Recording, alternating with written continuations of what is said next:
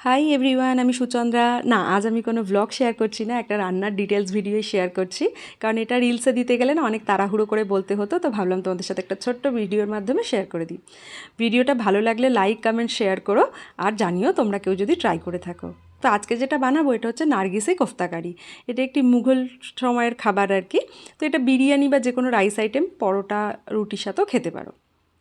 আদা রসুন কাঁচা লঙ্কা আগে পেস্ট করে সরিয়ে রাখলাম। তার সাথে এখানে দেখো আমি বোনলেস চিকেনগুলোকে ছোটো টুকরো করে মিক্সিং জারে দিয়ে দিচ্ছি।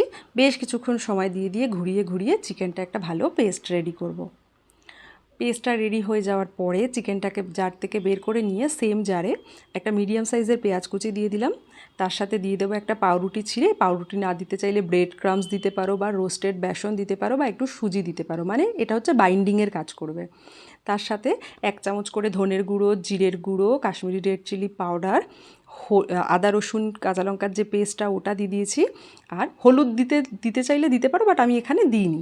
আর দিয়ে দেবো চিকেনটা। এটা না হাতে মাখাও যায়, কিন্তু আমি চাইছিলাম খুব স্মুথ যাতে হয়, সমস্ত জিনিস যাতে সুন্দর করে মিশে যায়, তাই মিক্সিতে করেছি। করে নিয়ে না বের করার পরে এর মধ্যে পরিমাণ মতো নুন আর বেশ কিছুটা তেল দিয়ে ভালো করে মেখে আধা ঘন্টার জন্য রেস্টে ছাড়লাম। এদিকে হাতে তেল লাগিয়ে হার্ড বয়েল ডিম নিয়ে নিয়েছিলাম। হার্ড বয়েল ডিমগুলোকে গায়ে দেখো একটু ছুরি দিয়ে দিয়ে কেটে নিয়েছি। এইবার ডিমটাকে পুরো এই যে চিকেনের জিনিসটা বানাচ্ছি হাতের উপরে রেখে, মানে ডিমটাকে পুরো চিকেন দিয়ে কোট করব। আর কোনো জায়গায় যাতে ফাঁকা না থাকে এরকমভাবে চেপে চেপে কিন্তু একটা সুন্দর ফিনিশিং দেব। ফাঁকা থাকলে না তেলে পড়ার পরে খুলে যাওয়ার চান্স থাকবে, তো ওই জন্য। তো এই মতো অবস্থায় না এর উপরে ব্রেড ক্রাম্পসের কোট করে এটাকে অ্যাজ আ স্ন্যাক্সও খেতে পারো, স্টার্টার হিসেবেও খেতে পারো। আর আমি যেটা বানাবো কোফতা কারি বানাবো, তাই জন্য আমি আর ব্রেড ক্রাম্পসের কোট করিনি। তেল ভালো করে গরম করে নিয়ে মিডিয়াম টু লো হিটে কোফতাগুলোকে ভালো করে ঘুরিয়ে ঘুরিয়ে ভেজে নিয়েছি। আমার কড়াইটা ছোট বলে দুটো করে দিয়েছি, বাট খুব বেশি বড় কড়াই হলেও না একসাথে 3টে বা 4টের বেশি ভেজো না, তাহলে না স্পেস পাবে না আর ওটা খারাপ হয়ে যাবে, ভাজতে মানে সেরকম একটা ভালো করে ভাজা হবে না বা খুলে যেতে পারে বেশি নাড়ানাড়ি করলে। তো ভেজে তুলে নেওয়ার পরে ওই ভাজা তেল থেকেই একটু তেল ফ্রাইং প্যানে দিয়ে তাতে গোটা গরম মশলা, শুকনো লঙ্কা ফোড়ন দিলাম। একটা পেঁয়াজ কুচি নিয়ে নিয়েছি, সেটা নুন দিয়ে নরম হতে দেবো। এখানে তোমরা পেঁয়াজ বাটাও ইউজ করতে পারো, বাট বেশি গাঢ় হয়ে যাবে বলে আমি জন্য পেঁয়াজ কুচিয়ে ইউজ করছি। তার সাথে আদা রসুন কাঁচা লঙ্কার পেস্ট দিলাম। কাঁচা গন্ধ চলে গেলে 1 চামচ করে ধনের গুঁড়ো, জিরের গুঁড়ো, কাশ্মীরি রেড চিলি পাউডার, হলুদ দিয়ে এবার অল্প জল দিয়ে ওই মিক্সিং জারটা ধুয়ে ভালো করে মশলাটাকে কষতে দেবো। কাঁচা গন্ধ চলে গেলে একটা মিডিয়াম সাইজের টমেটো পিউরি রেখেছিলাম সেটা দেবো। আর যেহেতু এখানে টক দই টমেটো ইউজ হচ্ছে, তো স্বাদ ব্যালেন্স করার জন্য চিনি দেবো আর দিয়ে দেবো নুন।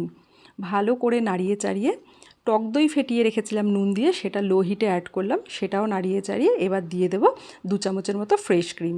ফ্রেশ ক্রিম যদি কারোর কাছে না থেকে থাকে বেশ কিছুটা কাজু বাদাম ভিজিয়ে রেখে পেস্ট করেও দিতে পারো। সব দিয়ে উষ্ণ গরম জল দিয়ে ঝোলটা হতে দিলাম। যতটা ঝোলের প্রয়োজন ততটা রাখো গ্রেভির জন্য। দিয়ে এবার দেখো আস্তে করে কোফতাগুলোকে কেটে নিয়েছি, কি সুন্দর লাগছে না দেখতে। কোফতাগুলোকে বসিয়ে দিয়েছি। একটা জিনিস খেয়াল রেখো, খুব শৌখিন রান্না তো, কোফতাগুলো দেওয়ার পরে না বেশি নাড়ানাড়ি করো না, তাহলে কোফতাগুলো খুলে যেতে পারে। তো মোটামুটি ঢাকা দিয়ে কোফতাগুলোকে একটু গ্রেভির সাথে মিশিয়ে যেতে সময় দিলাম। তারপরে উপর থেকে দিয়ে দেবো এখানে একটুখানি গরম মশলা, ঘি। হালকা হাতে নাড়িয়ে দেবো যাতে সমস্ত ফ্লেভারটা ভালো করে মিশে যায়। উপর থেকে একটু ধনেপাতা কুচি দিয়ে দেবো।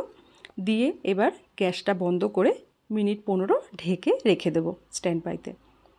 কি সুন্দর লাগছে, কি লোভনীয় লাগছে দেখো। আমি গ্রেভিটা একটু পাতলা রেখেছি, তোমরা চাইলে একটু গাঢ় করে নিতে পারো পেঁয়াজের পেস্ট করে। তারপরে এখানে সন্দীপকে দিয়েছি, সত্যি অসাধারণ হয়েছিল। আর এই সমস্ত খাবার সাথে থাকলে অন্য কোনো ডিশ আমার মনে হয় না তোমাদের প্রয়োজনও পড়বে। আর বাড়িতে গেস্ট আসুক বা নিজেদের জন্য বানালে কিন্তু খুবই ভালো লাগবে। আমি এটার একটা রিলসও শেয়ার করবো, কারণ অনেকেই আবার বড় ভিডিও পছন্দ করেন না, ছোট ভিডিও দেখতে ভালোবাসেন, তো তাদের জন্য রিলস তো দেবই। আর যারা ডিটেলসে দেখতে চায় ভিডিওটা দেখো, কেমন লাগলো জানিও কিন্তু। চলো টাটা।